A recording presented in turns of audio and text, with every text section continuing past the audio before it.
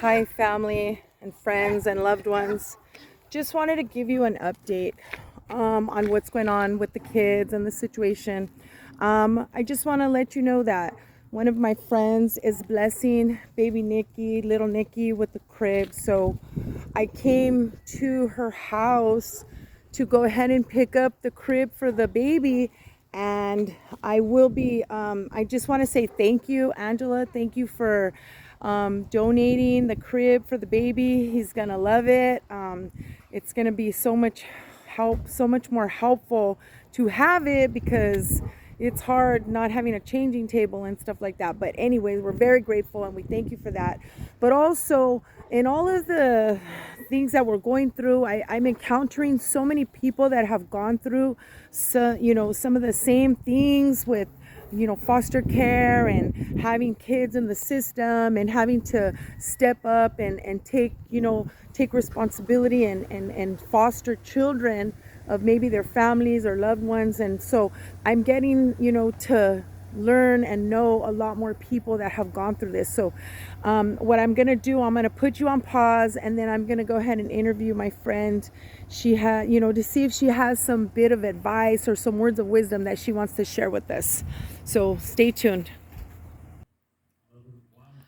So I am here with Angela and her husband, and they have actually gone through the process of fostering and adoption. And I know she has some really good advice. And I want to go ahead and turn the camera and see if, I have a couple of questions. Angela, let's introduce you.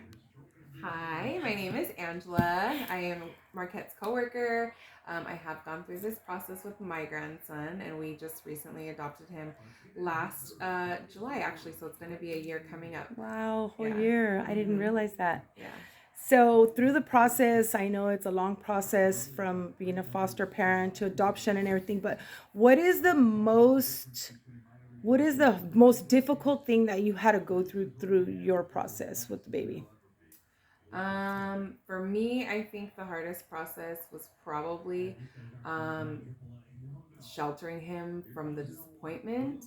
That can be like I think that's probably the hardest thing for him because you're trying to keep them safe and sheltered from all the background of what's going on. And the transition and everything's hard. Yeah. Yeah. So, okay. So just sheltering them. That's something that we need to always remember, that we have to take their best interests at heart. And so, yeah, that would be sheltering them. Yeah. What about what was what was my other question that I had for you? What was the most difficult thing? What was I don't know, the most challenging thing for the baby? Mm, Honestly, I think the most challenging thing was just not getting to be with his mom. Like, he would have moments where he would think about how he had gotten taken from the police. So randomly, we would have like car drives, and he would bring up that moment. Oh my god. And I would try and change the subject or kind of like talk him through it to make it okay. Um, because I didn't think he would remember anything, honestly.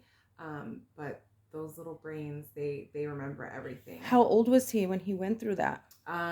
He had just turned 4. Oh wow. But Yeah. he remembers being in the police station, like with them the whole time. And for a minute, I feel like he thought that all police were bad because they were basically taking him from his mom. So we would constantly tell him, like, no, the police are there to help us. Mommy didn't do something that was really good for you. That's why you got to live with us. And even now, we still tell him, like, because both of his parents, like, randomly, like, communicate with him. So we'll tell them, like, hey, they still love you, but we love you even more. And, we get to be here with you. Wow. Mama, I'll get a snack. Okay. There he is over there. So he just graduated kindergarten. Yes. That is so cool. I love it. That is so awesome. So, okay, so the transition was the hardest part was like sheltering him and then the baby going through his traumatic experiences and reliving them. And I'm sure that that was not cool either. Yeah. And I think honestly, the most rewarding part right now for us is just seeing how much growth and how many like advantages he has. Huh. Because you think about it, like I think about how blessed he is now, because he wouldn't be able to be doing extracurricular activities like he does. Like his mother wouldn't be able to afford that. Mm-hmm. Like, like we have the means to do it. So he's literally bouncing from sport to sport. Like he does soccer, baseball, basketball. Like he has so much energy. We're able to like get him through all of that stuff. He's doing really well in his dual immersion. So he's learning Spanish because I want him to learn Spanish. So he's doing really, really well. How about support from family members and friends? Did you Oh guys get yeah, a lot of support? a ton of support. And like I know going through the process, they even ask you if you have like a support system, like who's gonna be in and out around his life. And all of my family, like my mom, my sister, my dad, everyone got background checked, fingerprinted, so that we can have them as like technically like sitters if we ever needed. Like I remember going through the process. We actually had a trip planned and we had to get approval to like leave him, so they made sure that those were part of our background people, like to make sure that they're clean and clear. And so yeah, everybody was like super helpful. And kind of like you, like we literally got him, I want to say like 11:30 p.m. in the night, and I had to go get diapers right away because he wasn't potty trained. My nephew's the same age, so my mom brought me a bunch of like old clothes from him. But I mean, the system, you don't get anything. Like it's it leaves you at your own to get everything. Talk about the system. Yeah, the system. I mean, it's a lot of process. I think it's honestly crazy how much work you have to do when normal people who have kids don't do this much work. Like I didn't have to get my house up to like so much code, like so many things that we had to do, and it's not necessary. Like, I mean, I feel like it's overrated, like, because normal people do not do this much work and they have like several kids. It's just a long process and still somehow fails everyone. So it's really, really sad that you go through all of this work, jump through all these hoops, all these classes, all of this extra stuff. And, you know, normal people don't do that. Yeah. I can say the same thing. Yeah. I never did that for, when I had my kids. I didn't go to, parenting classes, and I probably should have. Yeah, but it's a lot. Yeah, it's really a lot. is. It is a lot.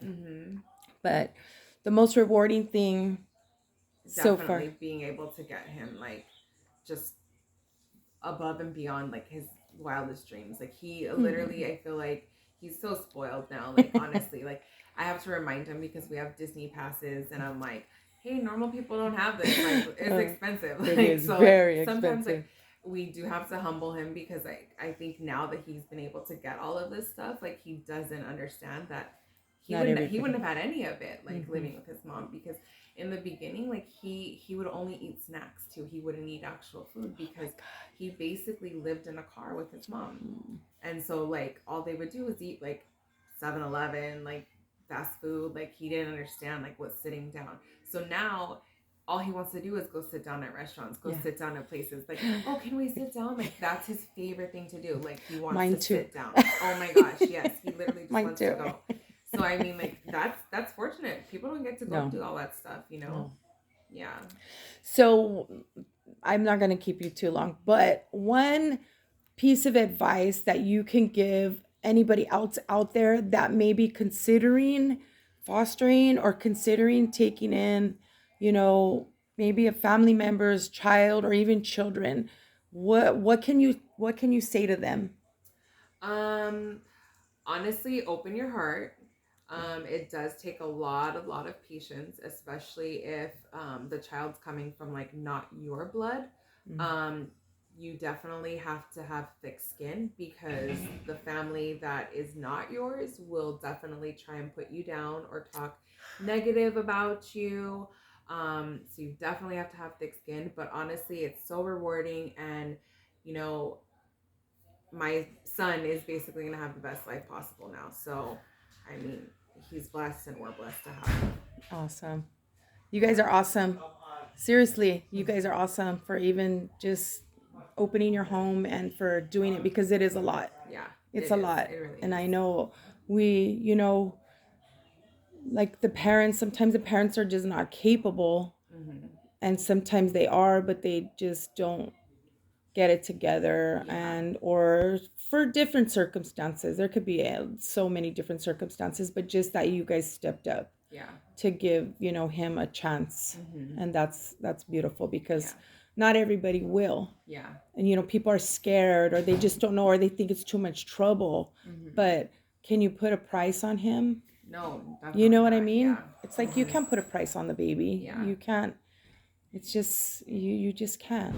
Yeah. But I just want to thank you and your husband for your hospitality, and just for blessing the baby with a crib, because it's Yes, paying it forward, anything helps, honestly. Yes, it does. Thank you so much. So I'm going to go ahead and turn it around. I just wanted to introduce Angela and her family, and just, encourage anybody out there who's going through this. Keep watching. If you have questions, put your comments in there. And if you want to see different content, let me know. I am coming across so many different people that have gone through similar situations. So if you really want to, I have specific questions that you want to ask, let me know in the comments, and I will post a video. And soon I will post a video with little Nicky and the kids, because my husband just picked up the baby. So God bless you guys. Bye.